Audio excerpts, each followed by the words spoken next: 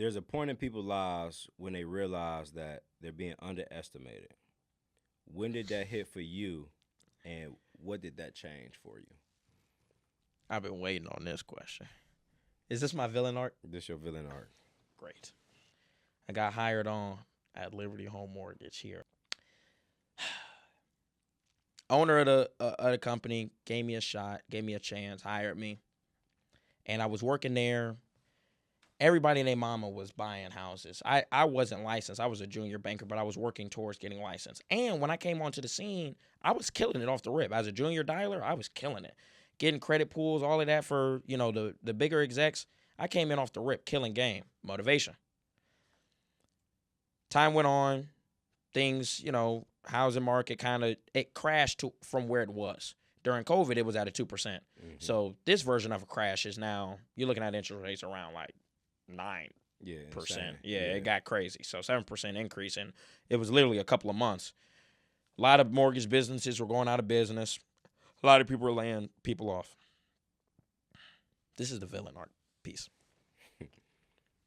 Heshagafi laid me off, and I texted him.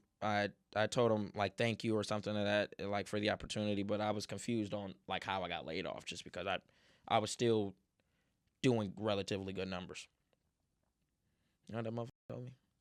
He said, yeah, Bryce, yeah, man, you're young. You know what I would do right now is I'd go flip burgers at McDonald's. I read this. I said, hold on, this got to be, he must have meant to send that to somebody else. Because I know this didn't just tell me to go flip some burgers. Mind you, I'm not hitting on anybody that flips burgers at McDonald's. If that's your thing, that is your thing. You got to understand from my perspective, I was just a junior banker straight out of high school. So now I have the experience to go to somewhere else and say, I did this. At that point, anything that doesn't require a whole bunch of experience, I have the vernacular to talk my way into a position. And then most positions in today's age is on-job training. Yeah. It has nothing to do with the degree. Correct. So when he told me that, yeah, man, I'll just go flip some burgers, man. I'll go flip some burgers at McDonald's. You young. That's what I would do. I'd go get a job at McDonald's. I said, this motherfucker got me fucked up. Fast forward. Owned the business crashed. Drew and I got super close during that time. Did some things for you. And then God said, you know what? I'm going to show every single person that doubted you and said that you would not amount to anything why I have chosen you to go this route. D1Golf's happens. I blow up on social media. I'm the biggest golfer in the Midwest when it comes to content creation. 2 weeks ago. Now we're fast forwarding from 5 years ago, 2 weeks. 2 weeks ago, I went to go see a good friend of mine. His name is Leland. Went to go see Leland, and I hadn't been back to the office in quite some time. I went inside the office. Everybody was ecstatic to see me. They were putting up Christmas decorations. Everybody was in the lobby putting up decorations. They said, Bryce, we see everything you've been doing, bro. You're killing it. Who would have thought? I said, exactly. Who would have thought? Get back to work. No, I quit. I love them cats. I love y'all, man. So they all dap me up, man. I love every single last one of them cats. They all show me love. They all show me love on Instagram. Went around the corner. Leland was on the other side of the sales floor where I used to sit. But I saw Hesh Sagafi, which is the owner. And I looked and I said, you know what? It would be kind of disrespectful for me to walk into this man's building and not say a word to him. So I literally walked right past him. He didn't see me. I said, let me go back and at least say hi.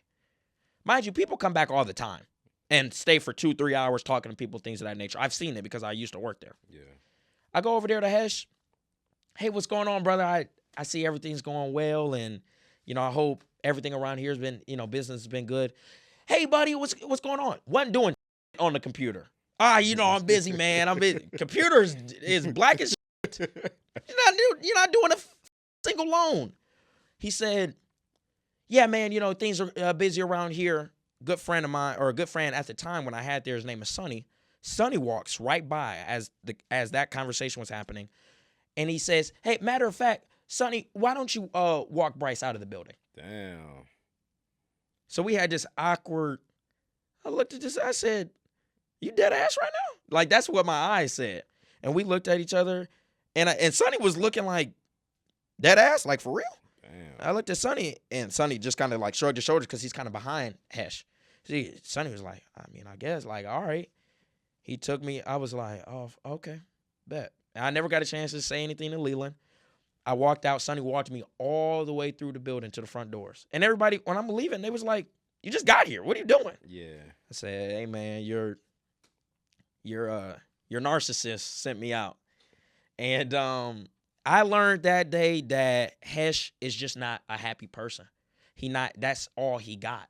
And sometimes they think money is the solution to it, but he ain't got no he ain't got no wife, he ain't got no kids. And I'm not saying that in a way of like he couldn't get one. He could. He's multimillionaire. But he succumbed to that work so much, and that is his child, that and the business not doing great right now anyway. Like just the housing market in general isn't great. So he's just frustrated, and he took that out on me. And he's done that to other people before. I just didn't think, I thought he had enough respect. Yeah. Thought he had enough respect for me to give me a piece of time to ask me how I'm doing. I know you see me popping off. Everybody see it. Right. Everybody in Cleveland know that I'm #1 golfer in the Midwest. So for him to do that, I said, oh, this is a... Yeah. So And that commences this villain arc as well. Because he told me the first time to go flip some burgers. That was just strike one. Then you said, yeah, man, super busy around here. Matter of fact, Sonny, walk him out. No, that's disrespectful. That's disrespectful. Yeah. And I came in just to give love. And you don't know where I'm going to be one day. Yeah. I could be the #1 golfer in the world or the #1 content creator in the world. You could make a lot of, anything. Promo, YouTube.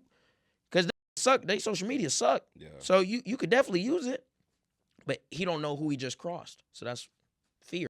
Yeah. And that's missing an opportunity, because that could have been a perfect example for y'all to collaborate, to push his product, and for you to, grab a bag too. Correct. It could have been a win-win for both of y'all. Correct. But like you mentioned earlier, a lot of people don't have the emotional intelligence to even do business. You know what I'm saying? You could be doing... They let that ego get in the way. And it's stopping you. Like, yeah, you might have some success, but you could be on a whole different planet of success if you were able to have emotional intelligence and work with people. So that's crazy. That's crazy.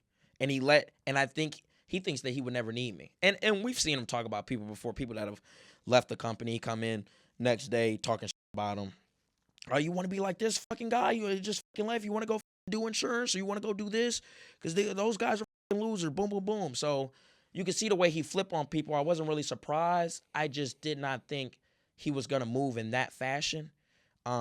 And I just thought that was super foul, especially seeing how the rest of the company was really happy to see me. Mm-hmm. Because I was always a, good kid, got along with everybody. And I still have a lot of friends to this day from there. And just miserable spot, miserable guy, miserable spot to be a part of. And it sucks. It sucks.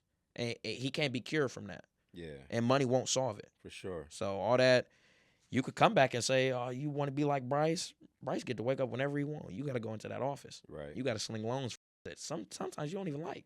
I ain't got to play golf with people I don't like. Yeah. And that's that freedom that come with taking a gamble on yourself. Taking a leap of faith.